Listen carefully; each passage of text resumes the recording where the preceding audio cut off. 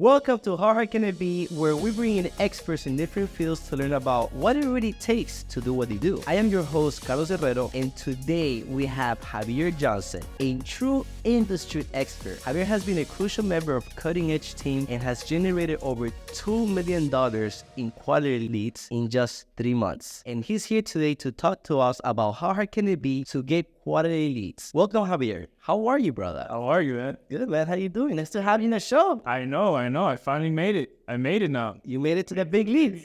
That's awesome. Yeah. So tell us your story. I mean, you just started with us. You being a great part of Cutting Edge. You have done what a lot of people here cannot do in 2 or 3 years. Like you have been able to generate over $2 million in quality leads. And we all know as a business, as a sales, whatever you're doing, getting a quality lead, it's really difficult. What has been your secret sauce? Tell us your story. Well, I mean, it's not as easy as people might think. It took me years. I started this whole journey, let's say about 7, 8 years ago, working at the airport, renting cars for people. Well, we actually go way back. Oh, yeah. Not wrong with that. I mean, we used to be in the party scene together. Yeah. So 12 plus years ago, yeah. Back in the wild days. But those the wild west. Those days are long gone. But I'm glad that we are now where we're at. And it's awesome to work with you again. It's just crazy to have gone full circle. A full circle. Yeah. Used to be the party. I don't know. Then we stopped. Then we got more area. Yeah. So then after a party life, what happened? I was working at the airport, and I noticed that when I was working there renting cars, people had a lot of credit issues. Realizing that, I decided to start a business. But to start any business, to make some leads, quality leads, you got to put yourself out there. I started going to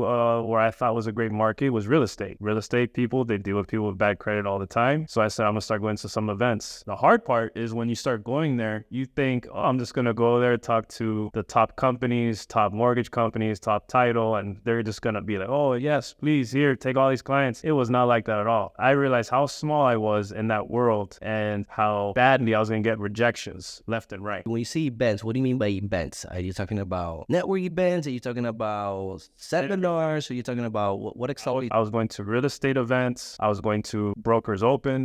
I was going to networking events. I was going to even BNI events, thinking like that would be another angle to go to. Like I know that how important network events is, basically know the right people and get to know people. How at that age you figure out, I need to go to network events. I need to go to these events to meet people. How do you put that one-on-one together? Because I mean, a lot of people that go to events, you're very shy. I was extremely shy.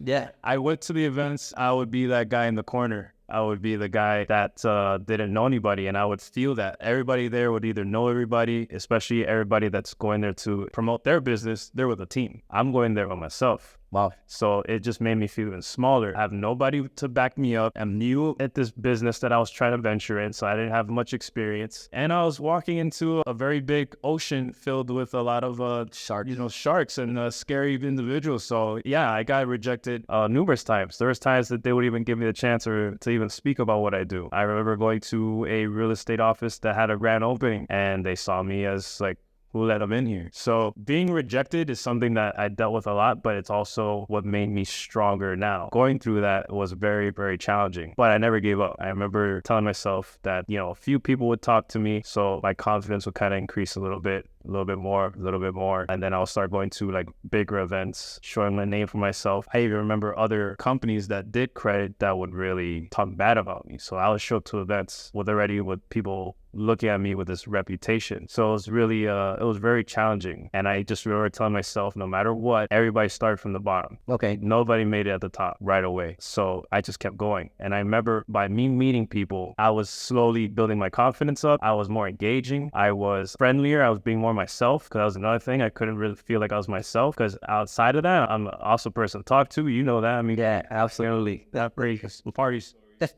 And I met with some people that I ended up building very long-lasting relationships with, that I met, other people starting like me. So making this straight, so you basically leave your job, right? Yeah. Make a name for yourself. So then you figure out, why not real estate? Then you start putting yourself into real estate network events to get your name out there. Yeah. What was your goal to go to these network events? Like, what were you trying to do? Just meet people? You were trying to like sell something? You were trying to... My goal was to let people know that I am here. As far as my services, my goal was to help educate. I wanted to teach people some tricks that I've learned over trial and error, and to let them know that I can be an asset to them. Let them know I'm a great tool that they can have for their own clients. And you know what's great about that is that not a lot of people go in with the mindset of, I need to go to these places to serve. And this is obviously me after 42 years of being in this. I understand when you first go to the study, like you're trying to sell. But that's not how you sell. When you want to sell, you have to go in there and provide service. That's how you get that return. How did you figure this out? Did you have a mentor back then? Like, how did you put this puzzle together and figure that out? No mentor. This was strictly trial and error and realizing what people wanted. They didn't want a sales pitch. I realized that first few times I was talking, realized that I am a service what I do, realized that I have to push more of that out there and provide that and let them know that I'm here to not to just be a service, but also to help them, because I will provide my own clientele base that I can give to them so we can build a partnership. And the more I start doing that is where my business started growing, and then my confidence started growing. People started to start recognizing that I'm a potential real company that can move into this world, which made a few people happy and then made a larger majority not. Yeah, of course. So there's always going to be haters, by the way. So just prepare yourself for that. But that also told me that I'm doing something right if people are getting upset about me. And little by little, it started working out. And I'll never forget this one time I went to an event. I was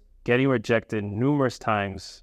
People would take my card and just, put it, okay, yeah, I'll give you a call. And I was like, okay, they don't really care. But I didn't stop. At the end of the night, I went to this one individual that was by himself. Nobody was talking to him. And I said, you know what? I'm going to approach this guy because all the sharks were going to all the big names. They're going to go to the brokers of this, the owner of that company, this. I said, I'm going to talk to this guy who was by himself, a young kid. Went up to him, started talking to him. Really cool guy. Actually ended up being one of the coolest, most realest people I've met, even at that event, but also in my life. And we maintained a good relationship. He was up and coming realtor, started from the bottom like me, and we built a relationship over the years. And because of that, reaching out to him, once I met up with you again, start working with you, started figuring out, okay, well, what we do is helping people with luxury renovating. And I knew that realtors are a good angle as far as for that. I reached out to him. And the moment I brought up what I do, he told me, I don't have anybody for that. That's awesome. Like, let's work together, because I literally tell my clients that want to renovate, I don't know, go online, go to Google, I don't know.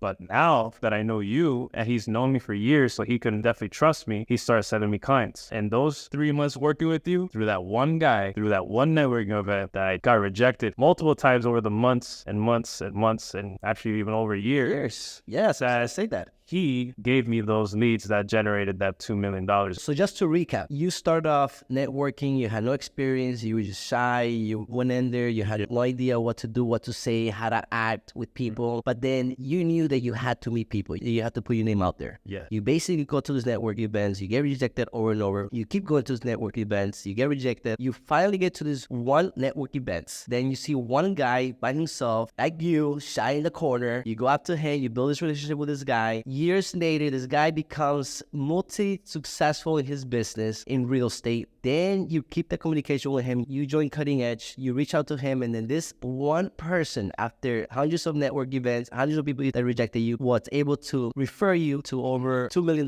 in revenue. Yeah. That simple. How hard can it be? How hard can it be? That's awesome. Yeah. That story it's very inspiring, and it really shows that whatever you set your mind in, you just have to keep pushing through. You have to keep pushing forward, never give up, because one thing that I agree and I know a fact, that results do not come overnight. Results take time, but you have to keep trying, you have to keep pushing, and that's really what gives you the ultimate results for growth and success. Hey guys, if you enjoyed this episode, please don't forget to subscribe, like, and share. Also, if you're an expert in your field, we would love to have you here as a guest in our show. To register, go to www.howhardcanitbe.miami. Now, Javier, your story is very, very good. Obviously shows that you never gave up, you kept pushing, and now you're basically getting the reward of years of networking and stuff. Now, I know you have a lot of tips. What can you tell our guests that are watching here to provide to them value? Like somebody starting off, what should they do to basically generate quality leads? Because I know a lot of people struggle with quality leads, whether you're in a business, whether you're not in a business, whether you're working for somebody, whether you're just a salesperson,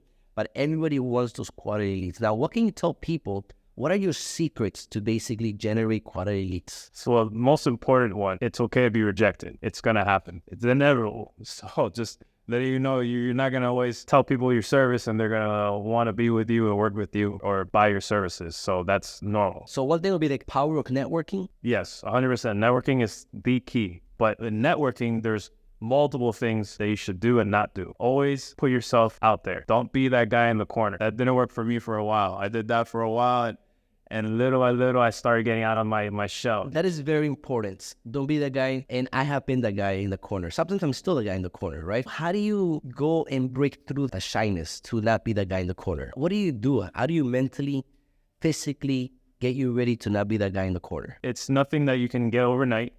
Try with your friends, practicing in front of a mirror what you're going to say. Little by little, once people start supporting you, your own family, your friends, people like that, it starts to build your confidence up. Once you start going to an event, you can go to a small event. You can go to a little networking mixer at a lounge or a bar. You know, they have those like every other week. You can go to one of those and just little by little, just talk to one person. So I told myself one person. That's how I started, really. I said, I'm going to talk to at least one person before I leave. I love that. So basically, before you get to the small network events, you set a goal. I need to speak to one person. One person. Start with one. At least you can say you talked to somebody. If it worked, great. If it didn't work out, at least you tried. Then do it again. I'm going to talk to 2 or 5 people this time. Nice. I love that. You always got to give yourself some sort of goal, even if it's a small goal. I think the first goal is to basically commit yourself to go to an event. And so maybe can we go back and say yourself in a month, I need to go to 1 or 2 events a month. And then when I get to the events, you set more little goals. For this event, talk to 1 or 2 people. So talk to somebody, anybody. Another thing that I've learned is don't have any silence in your conversations. Your conversations should have questions that don't end with a yes or a no. Open-ended questions. Yes. You never want to have those type of questions. You want to ask questions that engages them. You want them to talk about themselves, their business. What will be a good question? Usually I would ask something like, tell me more about your company. Okay, because everybody will talk about because if they're at a networking event, they want to talk about what they do. And it's good to be listening. So when they're talking, that's a good thing because that means they're engaging with you and they want to engage with you and explain what they do. And just kind of go from there. But try your best to not ask questions that end with a yes or a no. And always keep the conversation flowing. Never really have those awkward silences. So in my case, if I was to take your tips, and what I will do for myself is like I'll write a few open-ended questions. Yes. That are not yes or no answers. I'll write them, then I'll have them in my pocket in case. Depending what event I was going to, what companies were going to be there, and I'll just have those type of questions ready to go. Sometimes if I knew what companies were going to be there, I already had to do some research on them. So I already have some background information that I can use to my benefit. Oh yeah, I've been studying you guys for quite some time. I love the work you did with blah, blah, blah, blah, blah. So those little tricks works. Another one is to always follow up. A lot of people don't. I could count 1,000 times this happened to me where I'll engage with somebody. They'll say, yeah, here's my card. Okay, yeah, here's my information. Yeah, let's keep in touch. Okay, yeah, give me a call. Contact me. Never happens. Now, what is your process to follow up? Like, what do you do when you follow up? What tips can you give to them? I would say it could be anything. It could be email the following morning. It could be a call, a text, whatever it was, how the conversation. Saying what? It was great meeting with you. Set up a lunch, make it more personal because, again, you're going to these events. It's a lot going on. They're probably talking with you for a few minutes, but it's not really that engaging. So if you want to have an actual sit down, real talk, set up something afterwards. So you want to have another meeting with them, but try to set it up within that same week if possible. Another thing I would recommend also is probably the most important is to learn how to be uncomfortable. Get comfortable being uncomfortable. Oh, wow. And how do you do that? Trial and error, but going again to events, putting yourself out there, going to things that you normally wouldn't do, going to seminar or anything that will have more eyes on you. Things that just is going to make you uncomfortable are usually the reasons why you're going to be successful. The trick is to learn to be uncomfortable because that's where the opportunities lie. All the opportunities are in your most uncomfortable state. 100%. You got to push yourself. I push myself even now. I'm not 100% comfortable either. This is my first podcast. Look at that. I'm here, but you're going to see me again. I promise you. Nice. Yeah. Now, another question. What will be the things that they should not do in the network events? What things to avoid? Another thing you want to avoid is learn when to walk away. If you're in a conversation that you clearly know is not going to benefit you whatsoever, or the individual has no interest in networking, because that also happens a lot. They're there just to have a good time, or they're just there to talk about other things besides business. you need to learn how to get out of that conversation. If you talk to somebody, they're rude, which happened to me numerous times. Yes. The one thing you want to do is never be disrespectful back. Never talk back. Never say anything mean. You just want to politely acknowledge how the conversation and just kind of, well, it's great meeting you, and just kind of walk out of there. You know? Always be professional. Stay professional, my friend. End it with a smile. Yeah, always a smile. As they say, you know, kill your enemies with a smile. Yeah. So no matter what they say to you, always, you know, end it with kindness. That applies to anybody in any kind of business. I don't care what business you are. You need to network. You need to put your name out there, because I own a couple of businesses, and my best clients, my best projects, my best referrals are through network, are through people that I know. And I could do all the marketing in the world, and I could do all the ads in the world, but there's nothing better than somebody saying, this is the guy you need to work with. Yeah. Be genuine.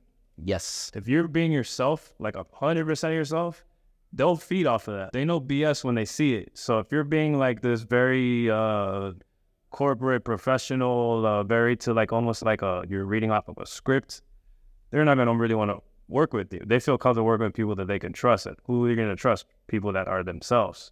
And most of the people I work with and partner with, some of them are like my friends now, because I just being myself, and we kind of gravitate towards each other's energy, and that's how you be successful as well. So always be yourself. Summarize the tips. So basically, number one, you need to network. No matter what, you got to network. Number two, you have to learn to be uncomfortable. Yes. Number three, you have to learn to communicate and talk to people and just put yourself out there. Number four, be genuine, be real, be a person, make those connections, follow up, create relationships. And you will make it.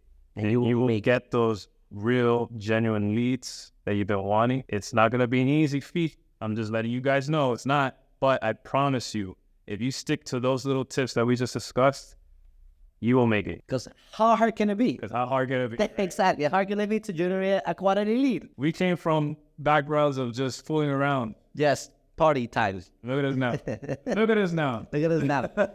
Hey, Javier, so one last thing. People want to know more about you, talk to you, follow you. Yeah. Where can they find you? Yeah, so you can follow me on social media at Renovate with Javi. And also, of course, now that with the Cutting Edge team, look me up on Cutting Edge Miami, and you'll see more of our projects, more of my projects I'm working on commercial-wise as well. And stay tuned, because I promise you, this is just the beginning. So, Javi, one final question. Okay, shoot. All right. Let's assume Javi is past due on his mortgage, maybe 3 months. Your light is about to be turned off. You need to generate cash to make your payments, but you have no leads in your pipeline. What will Javi do to generate those leads and start creating cash flow? Follow all the steps I just said earlier. Contact your closest people that trust you. Friends, family, people on social media that you're being networked, or not networked, but already know you. And let them know what your services are. If they truly believe in you, they'll spread the word for you as well. And I think if you just follow those, plus the tips I told you, going to events, you can find an event pretty much every day if you go online. Do those tips that I told you as far as how to be effective at a networking event. Promise you'll get leads immediately. If you do all that at the same time, immediately you'll be getting leads. Wonderful. Thank you, Javier. So there you have it, ladies and gentlemen. Thank you for being here today. And don't forget to subscribe, like, and share. Can't stop, won't stop. Let's go. Let's go. Great job. Yeah, that was good.